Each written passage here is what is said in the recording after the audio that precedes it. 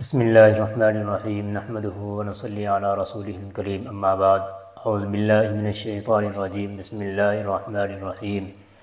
طه ما انزلنا عليك القرآن لتشقى الا تذکرة لمن یخشى تنزیلا ممن خلق الارض والسماوات العلی۔ یہ سورہ طه ہے، 16 پارے کی صورت ہے، اور اس کا نزول اسلام کی ابتدائی دور میں ہوا۔ مستند روایات سے یہ بات ثابت ہے کہ حضرت عمر رضی اللہ تعالیٰ عنہ کے جو اسلام لانے کا سبب بنی ہے وہ یہی صورت بنی ہے۔ سن 690 میں حضرت عمر رضی اللہ تعالیٰ عنہ ایمان لے کر کے آئے، جس کا ایک زبردست واقعہ ہمیں روایات میں ملتا ہے کہ ایک مرتبہ حضرت عمر رضی اللہ تعالیٰ عنہ گھر سے نکلے تو راستے میں کسی صاحب سے ملاقات ہوئی جن کا نام نعیم آیا ہے۔ غصے میں تھے بھرے ہوئے حضرت عمر رضی اللہ تعالیٰ عنہ اور چلے جا رہے تھے۔ تو جب ان صاحب نے معلوم کیا کہ عمر کہاں چلے ہو، تو انہوں نے کہا کہ میں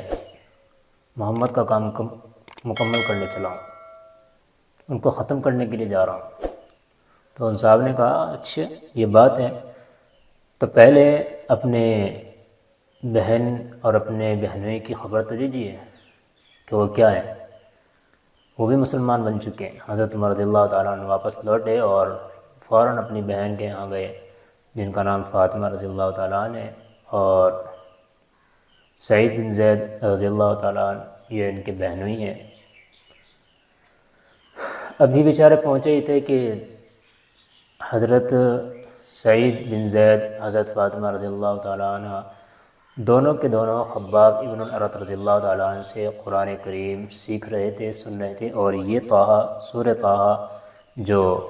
صحیفوں کی شکل میں تھی لکھی ہوئی اس کو پڑھ رہے تھے۔ حضرت عمر رضی اللہ تعالیٰ عنہ کو یہ آواز آ گئی کہ یہ کچھ پڑھ رہے ہیں، تو انہوں نے دستک دی۔ جب ان کو پتہ چلا کہ یہ تو بھائی ہیں تو فوراً انہوں نے حضرت خباب ابن الارت رضی اللہ تعالیٰ عنہ کو چھپا دیا، وہ کہیں چھپ گئے کونے میں، گھر کی کسی کونے کے اندر، اور جو صحیفے ان کے پاس موجود تھے ان کو بھی انہوں نے سائڈ میں رکھ دیا، ان کو بھی کہیں چھپا دیا، کیونکہ جانتے تھے کہ بھائی کافر ہے اور بہت زیادہ غصہ کرتے ہیں مسلمان ہونے پر، جب تک حضرت عمر رضی اللہ تعالیٰ عنہ کو ایمان کی توفیق نہیں ملی تھی۔ لیکن جا کر کے انہوں نے پوچھا، معلوم کیا کہ تم کیا پڑھ رہے تھے، تو انہوں نے بہت چھپانے کی کوشش کی، لیکن زور زبردستی جب انہوں نے کی، ماردار شروع کی، پٹائی کرنا شروع کی، تو ان دونوں نے بتلا دیا کہ ہم مسلمان ہو چکے ہیں اور ہم یہ صورت پڑھ رہے تھے۔ حضرت عمر رضی اللہ تعالیٰ عنہ نے جب کہا تو مجھے بھی سکھاؤ، دکھاؤ کیا ہے، کیا پڑھ رہے ہو۔ تو جیسے ہی یہ بات کہی تو حضرت فاطمہ رضی اللہ تعالیٰ عنہ نے کہا کہ بھائی جان آپ اس کو نہیں چھو سکتے جب تک کہ آپ غسل وغیرہ نہ کر لیں، آپ ناپاک ہیں، آپ پہلے غسل کیجئے، اس کے بعد ہم آپ کو پڑھنے کے لیے دے دیں گے۔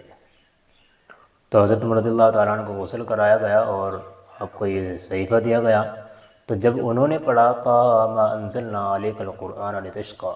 الا تذکرة لمن یخشى، بس فوراً ان کا دل نرم پڑ گیا اور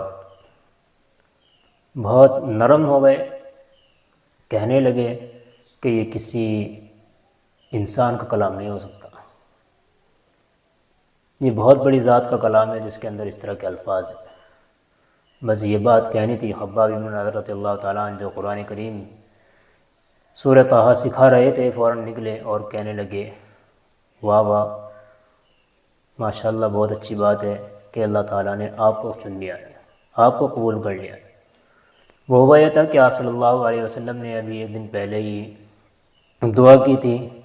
کہ اللہ تو ابو ہشام ابن الہشام یعنی ابو جہل یا حضرت عمر کے ذریعے سے اسلام کو تقویت عطا فرما، اس کو قوت عطا فرما۔ آپ صلی اللہ علیہ وسلم نے یہ دعا کی تھی، تو انہوں نے بتایا کہ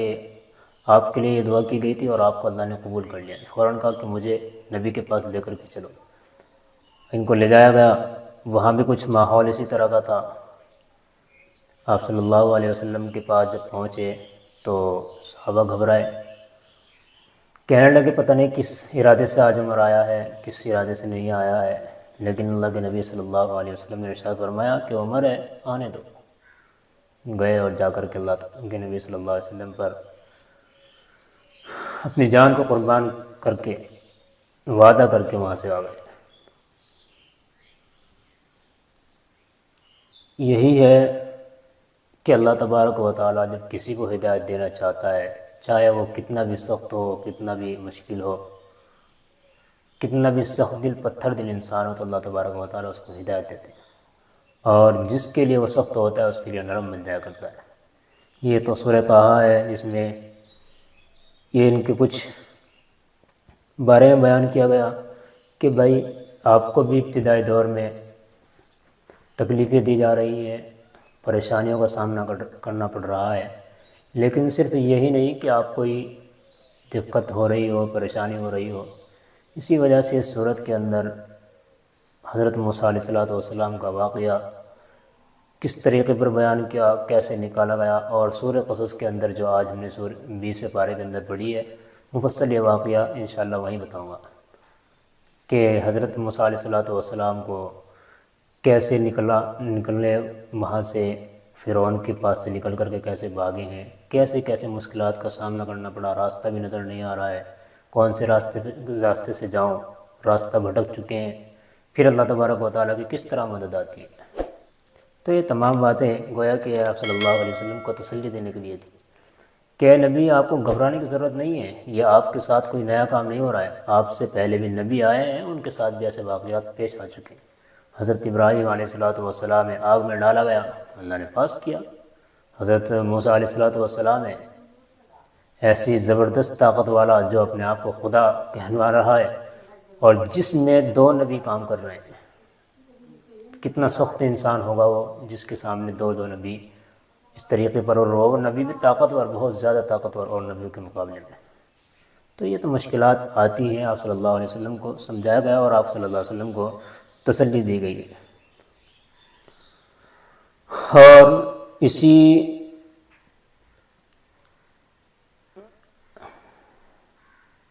یہ بات بھی ثابت کرنا مقصود ہے کہ تمام انبیاء کرام کی جو بنیادی دعوت ہے وہ ایک ہی ہے، وہ کیا ہے کہ انسان خدا واحد پر ایمان لائے اور اس کے ساتھ کسی کو شریک نہ ٹھہرائے۔ یہ بھی اس کے اندر بیان کیا گیا ہے۔ بہرحال طٰہٰ ما انزلنا علیک القرآن لتشقیٰ، یہ طٰہٰ بعض حضرات نے مفسرین نے لکھا ہے کہ رسول کریم صلی اللہ علیہ وسلم کے اسماء گرامی میں سے طٰہٰ ایک نام ہے، لیکن بعض نے کہا ہے کہ نہیں، یہ حروف مقطعات جو صورتوں کے شروع میں آتا ہے، جیسے کہ الف لام میم آیا ہے، الف لام را، الف لام میم را وغیرہ آئے ہیں،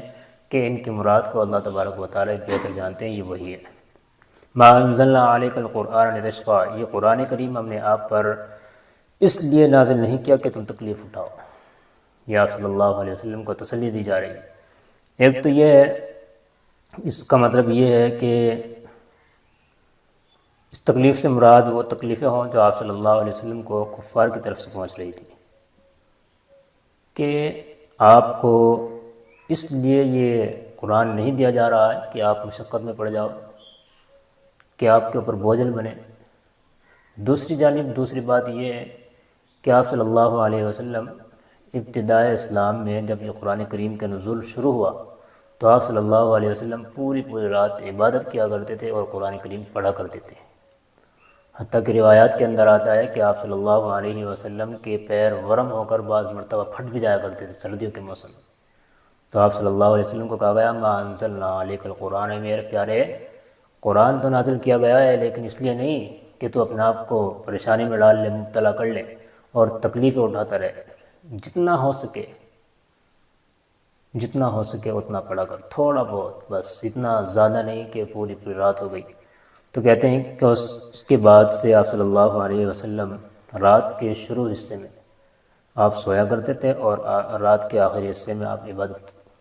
کیا کرنے لگے تھے۔ تو گویا کہ اس میں دونوں طرح کی تسلی آپ صلی اللہ علیہ وسلم کو مل گئی ہے۔ اب چونکہ قرآن کریم تو بلاغت کا نام ہے، اس کے اندر فصاحت بلاغت بہت زیادہ ہے، تو اس سے کچھ بھی معنی اس طرح کے ہو سکتے ہیں۔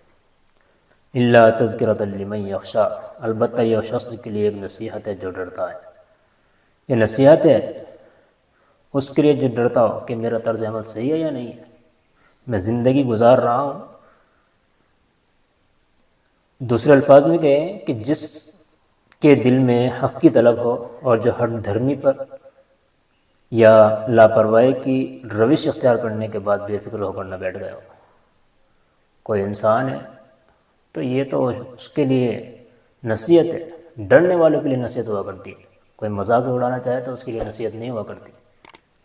تو اس میں کہا ہے کہ نصیحت ہے اس شخص کے لیے جو ڈرتا ہو۔ تنزیل ممن خلق الارض والسماوات العلی، یہ اس ذات کی طرف سے نازل کیا گیا ہے جس نے زمین اور اونچے اونچے آسمان پیدا کیے۔ آپ دیکھ رہے ہیں زمین کو کیسے اللہ تبارک و تعالیٰ نے بنایا ہے، اس کے اندر پہاڑوں کو جما دیا، کیسے اس کو قلعوں کی طرح گاڑ کر کے رکھ دیا گویا کہ زمین جنبش نہ کرنے لگے۔ آگے آئے گا تو انشاءاللہ وہاں پر پتہ چلے گا کہ اللہ تبارک و تعالیٰ نے کتنی زبردست کاریگری ان کے اندر دکھائی ہے، اور کس کس طریقے پر اللہ تبارک و تعالیٰ نے انسان کی سہولت کے سامان پیدا کر رکھے ہیں، لیکن انسان کیا ناشکرہ بنا ہوا ہے۔ اللہ تعالیٰ ہمیں سمجھ کے عمل کی توفیق نصیب فرمائے اور ہمارے قدموں کو اپنے دین پر ثابت فرمائے، ہمارے دلوں کو اپنے دین پر ثابت قدم فرمائے۔ بہت مشکل مرحلات سے گزر رہے ہیں تو ہمیں بھی دعائیں کرنی چاہیے۔ آج بس تھوڑا ہی بتلایا ہے۔ آخر دعوانا الحمدللہ رب العالمین۔